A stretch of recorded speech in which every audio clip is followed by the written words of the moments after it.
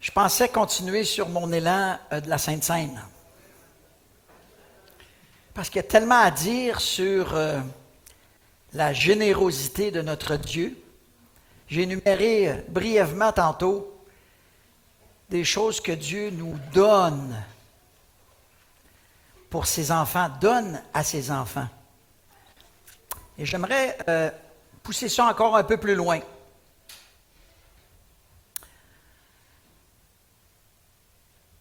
Dieu donne à ses enfants, mais il y a un principe qui véhicule aussi dans sa parole, et il nous dit qu'on est des intendants. C'est quoi un intendant? C'est quelqu'un qui gère les biens d'un autre.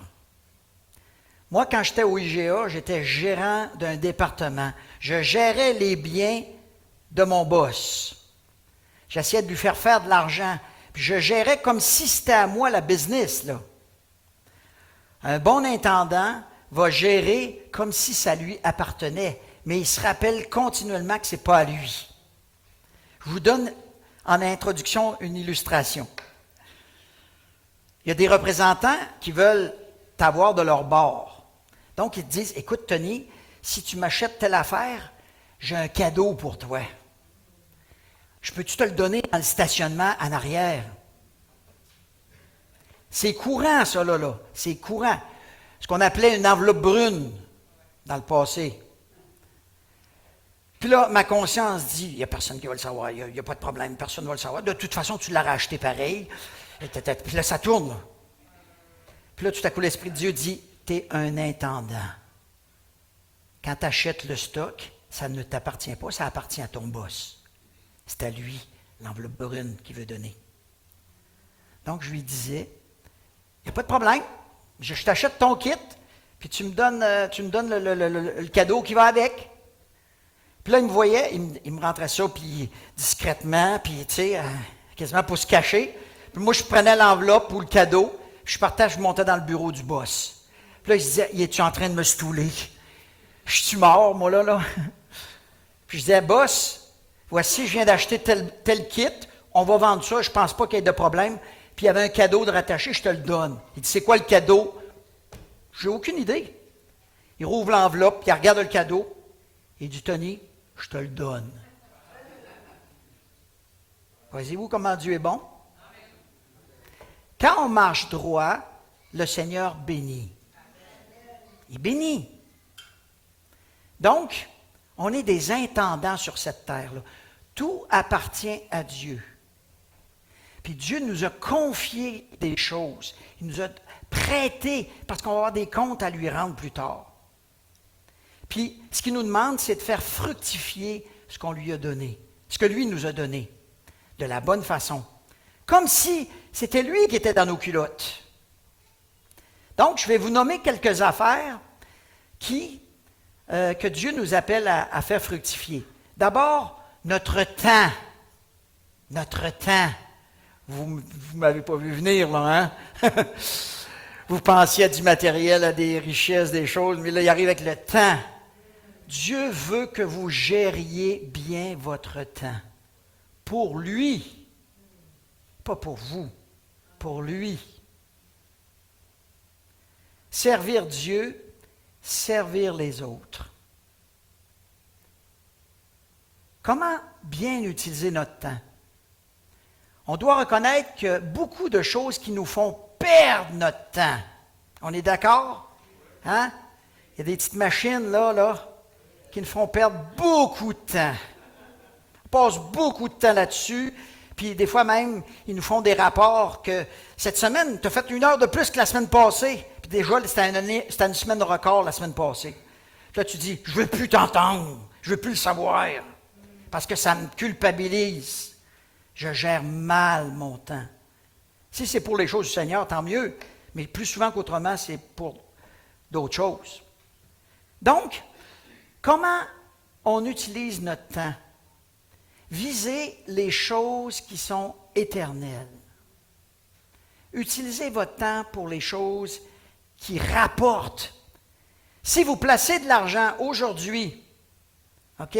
Vous placez de l'argent aujourd'hui, c'est le temps qui va faire que ça va fructifier. C'est le temps qui est à votre avantage. Plus vous commencez tôt à économiser en étant jeune, plus à la retraite, vous allez accumuler des biens ou des richesses. C'est le temps qui détermine cela. Mais en même temps, investissez votre temps dans les choses éternelles, là où la teigne et la rouille ne peuvent percer ni dérober, là où il n'y a pas de voleur. Investissez votre temps dans le Seigneur.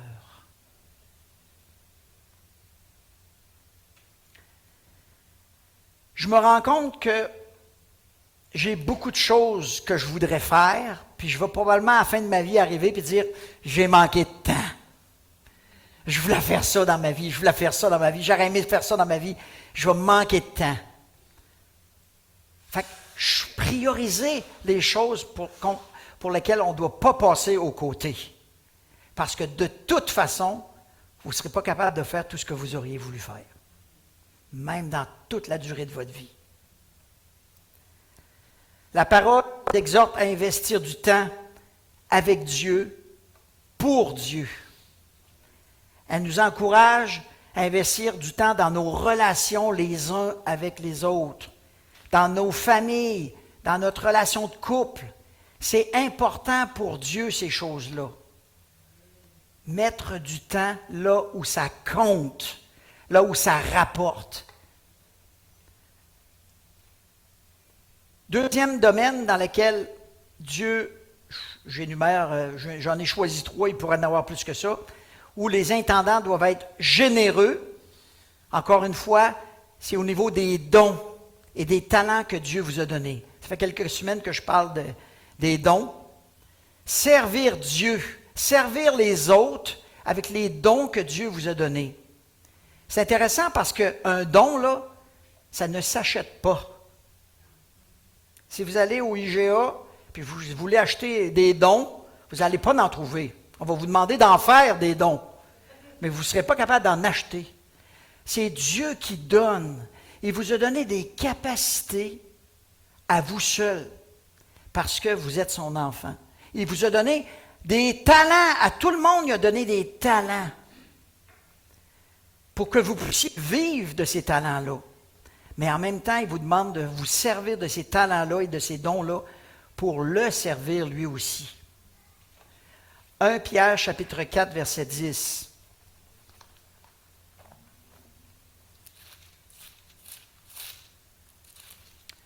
« 1 Pierre 4, verset 10. « Puisque chacun a reçu un don. » Donc, si tu es né de nouveau, si tu es un enfant de Dieu, tu as un don. Au moins un. Puisque chacun a reçu un don, mettez-le au service des autres en bon intendant de la grâce si diverse de Dieu. Voyez-vous, un bon intendant prend le don que Dieu lui a donné, puis le met au service des autres. Dieu vous a donné des dons pour l'utilité commune, pour bénir les autres, pas pour vous remplir les poches, pour bénir les autres.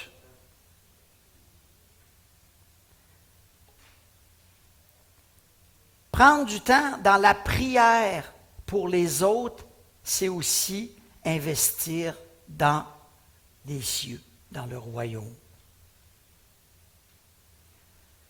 Troisième domaine que je pourrais parler, être des intendants généreux dans vos biens matériels, dans ce que Dieu vous a donné. Bon, on n'est pas tous au même niveau, mais j'ai envie de dire qu'on peut tous donner. 1 Timothée, chapitre 6.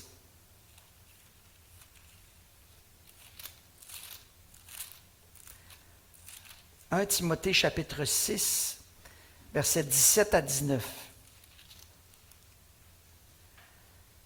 C'est presque à la fin complètement de la lettre de Timothée. Ça dit « Recommande aux riches du présent siècle de ne pas être orgueilleux et de ne pas mettre leur espérance dans des richesses incertaines, mais de la mettre en Dieu qui nous donne tout avec abondance pour que nous en jouissions. » Verset 18.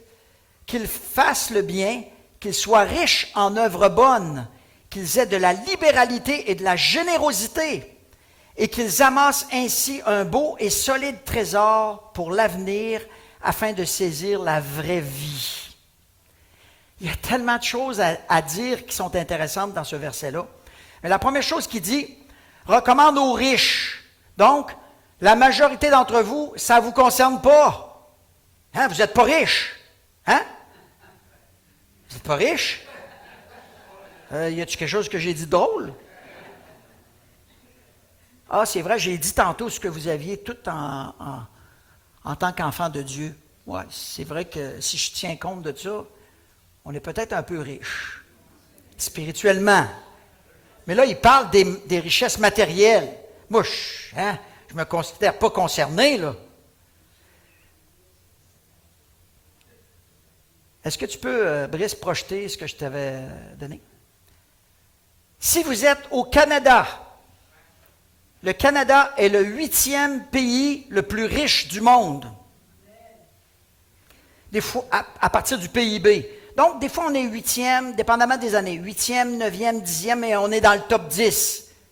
Donc, au Canada, les gens qui habitent au Canada, le Canada est le 8e pays le plus riche du monde.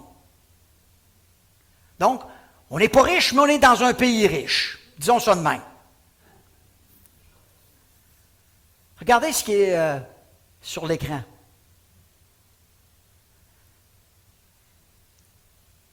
Si vous gagnez 85 000 $ par année après impôt, ce qui n'est pas mon cas, vous faites partie du 1% des gens les plus riches du monde. 1%. Si je mettais tout le monde sur la planète, vous êtes dans le top.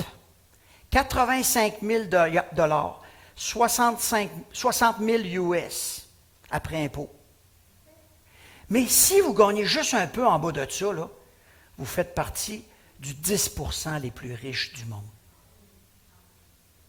Vous gagnez 45 000, vous faites partie des 10% les plus riches du monde. Puis voyez-vous, dans la répartition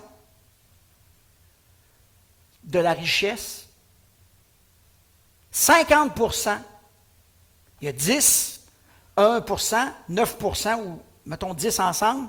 Après ça, on parle de 40% dans le milieu. Puis 50% de la population mondiale se partage 22,4% de la richesse mondiale. Non, même pas. Non, c'est 2%. 2% de la richesse mondiale. Le 22, c'est concernant les 40% du milieu. Voyez-vous, on est dans un pays riche, mais on est aussi riche. Dans le Seigneur, spirituellement, oui, mais regardez un peu. Ils disent dans les statistiques que si votre patrimoine, ça veut dire votre maison, votre bateau, votre chalet, votre char, tout ce que vous avez de valeur, de votre compte de banque, si on met tout ça ensemble, là, puis vous atteignez 1 million, bien vous êtes dans le 1% des gens les plus riches du monde. Hey, moi je n'ai jamais 1 million. Mais attends un peu. Ma maison vaut juste à elle 400 000. J'ai un chalet qui vaut 150 000. Je suis rendu à 550. Sais-tu que pour moi, je ne suis pas loin du million. Je fais probablement partie du 1%. Ou en tout cas, je suis sur le bord. Je suis peut-être la deuxième, là, 2 ou 3%. Réalisez-vous cela? Fait que quand il dit, là, recommande aux riches du présent siècle, là, il s'adresse à nous autres. Il s'adresse à nous autres. Puis là, le danger, là, c'est que quand on a beaucoup de richesses comme ça, là, c'est que ça devienne notre Dieu, notre sécurité. J'ai plus besoin d'aller à Dieu. J'ai un compte de banque rempli. Puis si je suis mal pris, je vendrai mon chalet. Je ne compte pas sur Dieu, je compte sur mes richesses. Ça, c'est le plus grand danger. Vous qui êtes partis d'Afrique, puis êtes rendus ici, c'est le danger qui vous guette. La libéralité, la facilité du crédit, l'accumulation, facile d'accumuler de l'argent. puis vous tombez dans le top 10, là. Oui, il faut en envoyer un peu là-bas, mais il en reste. Puis là, ça devient que votre Dieu, qui était tellement gros, puis tellement important dans votre vie, là, il devient qu'il fond comme neige au soleil. Parce que votre richesse devient une idole. Elle remplace ce Dieu-là. Mais nous, les Nord-Américains, nous qui sommes nés ici, c'est la même affaire, hein? C'est la même affaire. Le même danger nous guette. Le même danger nous guette. Faire partie des plus riches au monde est un piège. Souvent, on est dans les 10% des gens les plus riches. Donc, quand je lis, il dit « Recommande aux riches du présent siècle de ne pas être orgueilleux. » Hey, moi, je suis quelqu'un. Je suis dans le top des gens les plus riches du monde. D'être indépendant de Dieu. De ne pas mettre leur espérance dans des richesses incertaines. Parce que j'ai mis beaucoup d'argent dans la bourse, puis si la bourse plante, je plante. Si ma maison passe au feu, c'est sûr qu'on a des assurances, on ne prend pas de chance, hein? Mais si la maison passe au feu et il n'y a pas d'assurance, tu perds tout. 400 000 qui viennent de s'envoler en fumée. Voyez-vous? Des richesses incertaines. Puis, dans notre culture, dans notre façon, là, on accumule des biens pour notre retraite. Toute notre vie, on ramasse des sous, de l'argent pour notre retraite quand on va arrêter de travailler. C'est sage. C'est sage. Mais attention, pensez-y un instant, là. On ramasse pour notre retraite qui va durer quoi? 10 ans? 15 ans? Pour les plus tough, 20 ans? 65 ans plus 20, c'est 85 ans. La parole dit que les plus toughs vont être là à 80. Donc, toute une vie, on planifie. Puis là, je vous dis que vous allez passer l'éternité, pas 10 ans, pas 15 ans, pas 20 ans. Avez-vous investi pour votre retraite spirituelle? L'éternité, vous n'avez pas peur de manquer de ressources?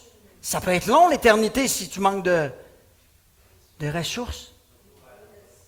Surtout vers la fin. Parce que l'éternité, vous savez que c'est long, longtemps, hein? Voyez-vous comment Jésus dit, investissez là où ça compte, là où c'est important, là où ça va faire une différence. Ne vous amassez pas des trésors sur la terre, mais amassez-vous des trésors dans le ciel. Matthieu chapitre 6, versets 19 à 23. Dans l'Ancien Testament, on parle de combien on doit donner. On parle de la dîme. Dîme, c'est 10% de mes revenus. C'est ça qu'on dit dans l'Ancien Testament. Mais dans la dernière rencontre des hommes qu'on a eue, hein, messieurs, on a vu que 10, c'était pas assez.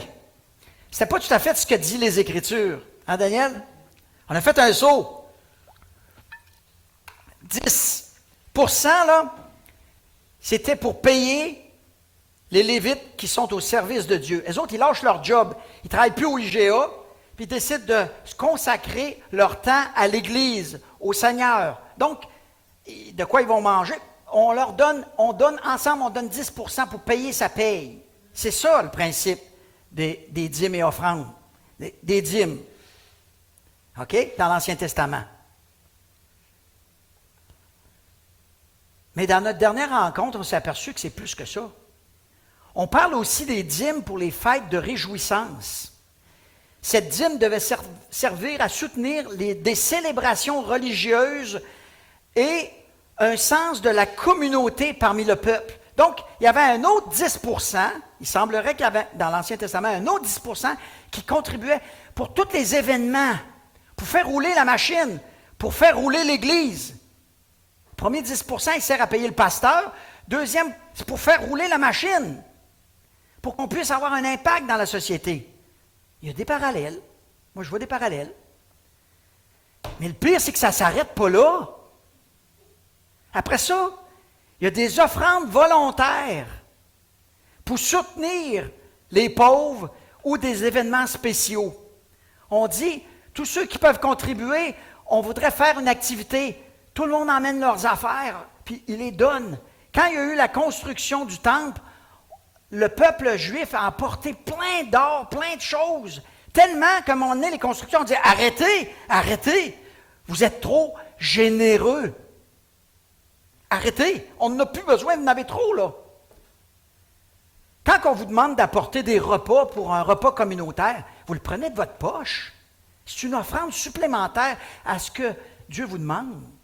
Ça, c'est dans l'Ancien Testament. Oui, amen. Hein? Une chance, c'est juste dans l'Ancien Testament. Dans le Nouveau Testament, le Dieu qu'on découvre, c'est qu'il est extra généreux. Je vous ai parlé de la générosité de Dieu. Puis, il veut que ses enfants lui ressemblent. Donc, c'est difficile d'être un chrétien cheap quand on a un Dieu généreux. Pierre-Alain, je vais te demander comment tu donnes aussi tantôt. Voyez-vous, dans le Nouveau Testament, on ne parle pas de chiffres. On ne parle pas du combien, parce qu'on en a déjà parlé dans l'Ancien Testament. On parle de comment donner. Donne avec joie, avec reconnaissance, avec libéralité. On nous parle dans le Nouveau Testament de donner généreusement. C'est ça qu'on nous parle dans le Nouveau Testament. Puis on ne parle pas de chiffres. Mais il y a un principe derrière qu'on doit tenir compte d'une certaine manière. La grâce de donner à Dieu n'a rien à voir avec nos ressources. Je répète, la grâce de donner à Dieu n'a rien à voir avec nos ressources. Dieu nous donne la possibilité d'être participant à son œuvre, de se joindre à lui pour l'œuvre qu'il veut faire sur cette terre, jusqu'à son retour. Rappelez-vous, la veuve qui a donné juste un petit peu dans le tronc. Jésus a vu ça, puis a dit, elle a donné juste une pièce, pendant que les autres ont donné beaucoup. Mais il a dit, elle a donné du nécessaire. Les autres ont donné du surplus. Qu'est-ce que vous donnez, vous autres? Qu'est-ce que je donne, moi? C'est du surplus. Je ne donne pas du nécessaire. Je ne prends pas la livre de beurre que c'est à la table pour l'emmener à l'église, là. Je n'ai besoin de manger. On ne va pas jusque-là. Mais on doit être généreux quand même. Parce que Dieu peut nous demander d'aller jusque-là. On va regarder une église. 2 Corinthiens chapitre 8. Une église qui, selon les statistiques, n'aurait pas dû donner. Elle aurait dû plutôt recevoir que donner. 2 Corinthiens 8, versets 1 à 5. Nous vous faisons connaître, frères, c'est Paul qui parle aux Corinthiens en citant cette église-là de la Macédoine. Nous vous faisons connaître, frères, la grâce de Dieu qui s'est manifestée dans les églises de la Macédoine. Quoique très éprouvés par des tribulations, leur joie débordante, voyez-vous, le comment, et leur pauvreté profonde ont produit avec abondance de riche libéralité. Selon leurs possibilités, tu ne donnes jamais ce que tu n'as pas. Tu ne peux donner que ce que tu as. Selon leurs possibilités, je l'atteste, et même au-delà de leurs possibilités, de leur plein gré, il n'y a personne qui leur a tordu un bras, ils nous ont donné avec beaucoup d'insistance, ils ont demandé avec beaucoup d'insistance la grâce de participer à ce service en faveur des saints. Hey, nous autres, on voudrait donner. On aimerait vraiment, je sais que vous ne nous avez pas considérés parce qu'on est pauvres, mais on aimerait vraiment donner. On ne sait pas comment on va donner, mais on insiste pour participer à l'œuvre de Dieu, d'être généreux. Verset 5, c'est plus que nous n'avions espéré. Ils se sont d'abord donnés eux-mêmes au Seigneur et à nous par la volonté de Dieu. Pour pouvoir donner selon le cœur de Dieu, il faut d'abord se donner à Dieu. Tant que tu ne t'es pas donné à Dieu, je veux être baptisé, mais je mets mon portefeuille sur le bord de la piscine. Lui, là, non. Lui, il ne rentre pas dans l'eau. Pas parce que j'ai peur de mouiller mes cartes, parce qu'il est à part. Il fait partie de moi, puis je ne veux pas que... Voyez-vous? Dieu, là, ce qu'il veut, c'est nous au complet. Puis on est des intendants, les amis. Vous êtes en train de gérer les biens de Dieu. Vous gérez les biens que Dieu vous a donnés. Si vous avez la job que vous avez, là, il vous a donné la santé. Il vous a donné l'instruction. Il vous a donné tout ce qu'il faut pour pouvoir gagner de l'argent. Tenez compte de ça. Tenez compte de ça. Pourquoi cette communauté-là était si généreux, libérale? Ils avaient compris le principe de la reconnaissance envers ce que Dieu avait fait pour eux, d'abord. Puis, ils sont aussi donnés au Seigneur, ce qui a fait que c'était facile pour eux de donner.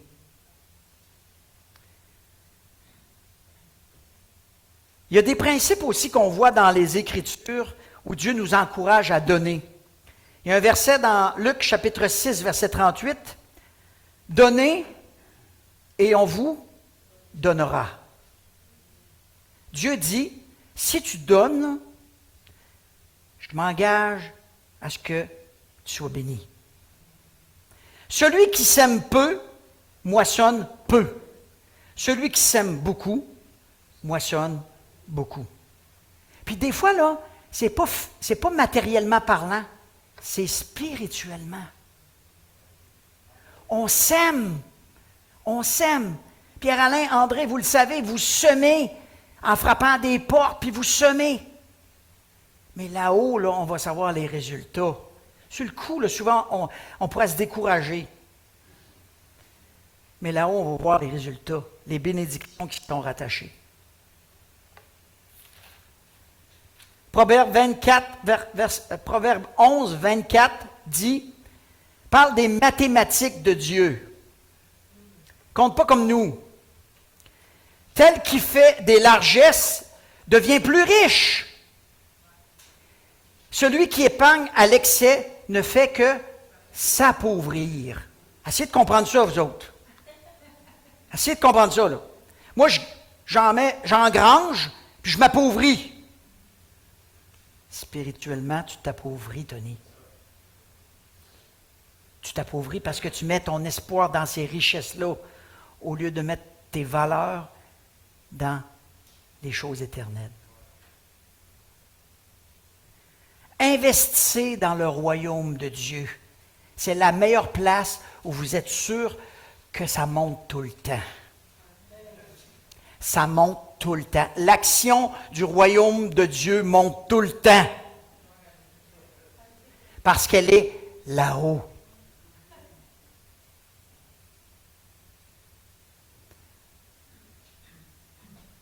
Ce matin, j'avais envie de faire un exercice pratique. Parce que j'ai dit, oui, c'est bon, Seigneur. Je vais être honnête avec vous, cette idée-là est venue, je pense qu'elle vient du Seigneur aussi. Fait que j'ai dit, OK, je vais le faire. Je ne savais pas trop jusqu'où je devais m'embarquer.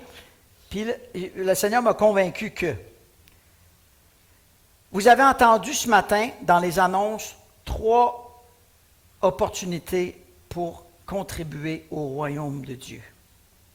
Je vous les rappelle.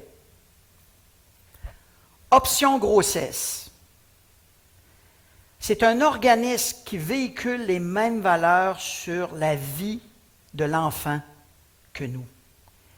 C'est un organisme qui essaie d'encourager les femmes qui ont eu une grossesse non désirée, de garder l'enfant plutôt que de choisir l'avortement. Et d'accompagner cette femme-là pour lui faciliter la tâche. Donc, on va lui fournir des fois du linge, on va lui fournir, puis souvent c'est des monoparentales, des dames monoparentales qui ont envie bien plus de choisir l'option facile. Option grossesse, c'est un ministère qui a besoin d'être soutenu par les églises. Pourquoi? Le gouvernement ne donne pas une scène, parce que c'est contre ses valeurs. Lui, il veut que tout le monde choisisse. Nous, on dit non, la vie, elle vaut plus que ça. Si on ne donne pas en tant qu'organisme, à cet organisme-là en tant que croyant, tôt ou tard, cet organisme-là va planter, va s'éteindre, va fermer. Ça, c'est la première option. Deuxième option, on a entendu tantôt le groupe JASP, qui veulent distribuer des évangiles à des portes ici au Québec, pas à Outre-mer, votre porte puis la porte de vos voisins. 95% et plus acceptent un Nouveau Testament quand on les offre. Là, ça n'en prend, il faut l'imprimer, il faut l'acheter. On ne fait pas d'argent avec ça, là. Mais on sème pour le royaume des cieux. Il faut que les frères et sœurs dans la foi aident cet organisme-là. Parce qu'il le dit même dans la lettre, qu'ils ne sont pas capables de payer la facture qui va suivre. Là. Si vous donnez $1, vous investissez dans le royaume des cieux. Puis vous êtes sûr que ça rapporte. Parfois même, celui qui va le lire va se convertir. Est-ce que ça rapporte? Ça rapporte certain. Je ne vous demande pas d'investir dans ce qui ne rapporte pas. Troisième option que je vous offre, occasion que je vous offre, qu'on a entendu aussi dans les annonces, donner du temps. Des fois, là, je n'ai pas d'argent à donner, j'en ai pas, mais je peux au moins donner du temps. Donner du temps, entre autres dans le ministère qu'on a entendu, dans les ministères dans l'Église. Puis on a parlé tantôt des enfants. On veut faire un culte junior de l'autre côté, tout l'été. On a besoin de des bras, on a besoin de des gens pour faire des équipes de 2 ou de 3. On va mettre 50 enfants de l'autre côté. Ils vont avoir un culte, ils vont avoir de la louange, un message, une mise en application. On essaie un nouveau modèle. Ça vient du Seigneur. Logiquement, Dieu va pourvoir. C'est par vous qu'il va pourvoir. Ce qu'on vous demande, c'est de considérer de prendre un dimanche parmi ceux de l'été, puis de dire, moi, je suis prêt à y aller. Je suis prêt à me joindre à des gens qui, probablement qui sont meilleurs que moi. Moi, je vais faire ce qu'on me dit. C'est tout. On a choisi aussi d'ouvrir une garderie. Pourquoi? Parce qu'il y a plein de parents qui pourraient nous dire, moi, je voudrais y aller dans le culte junior, mais j'ai deux petits, là, qu'il faut que quelqu'un s'occupe. On va ouvrir une garderie pour libérer ces gens-là, pour donner cette opportunité-là aux gens de servir. Donc, garder un poupon, garder des enfants, c'est pas compliqué, là. Ça ne prend pas un gros diplôme, là. Considérez ça. Ça, c'est investir dans le royaume. Puis il y en a plein d'autres là, que je pourrais énumérer, là. Dieu vous donne plein d'occasions d'investir dans le royaume. Ce n'est pas tout le temps juste de l'argent. Même pour faire le ménage. Même pour faire le ménage.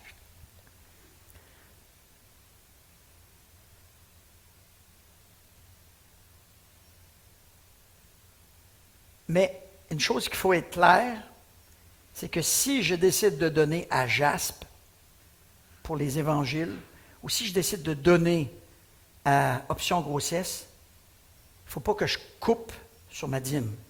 Rappelez-vous, c'est pour payer les Lévites. Si les gens commencent à prendre la même enveloppe, mais je donne à moitié là, il en reste à 50%, bien, ça se peut que les Lévites manquent de nourriture. Là. Puis là, on ne règle pas le problème. Ce n'est pas ça que les Écritures disent. La générosité, là, Ce n'est pas de répartir le même montant, mais d'une façon différente. Ce n'est pas ça la générosité. C'est de, les amis, considérez un instant ce que vous avez en Jésus-Christ. Réfléchissez ce que Dieu vous a donné. Puis normalement, il y a beaucoup de reconnaissance qui remonte, beaucoup de joie qui remonte, puis ça me pèse pas mal moins de mettre ma main dans ma poche. Soyez engagés envers votre Église, engagés envers l'œuvre de Dieu. Demandez à Dieu comment vous pouvez donner, comment il veut que vous donnez, puis mettez ça devant le Seigneur. Je vous garantis qu'il va vous répondre. Je vous garantis qu'il va vous dire d'être généreux, parce que lui, dans sa nature, il l'est. Amassons-nous pas des trésors sur la terre, mais amassons-nous des trésors dans le ciel. Dieu nous en donne les moyens parce qu'on est en Amérique du Nord, au Canada. Puis je pense honnêtement que dans le jugement de Dieu, il va tenir compte où on était placé dans le monde. Puis celui qui a donné beaucoup, on exigera beaucoup de lui.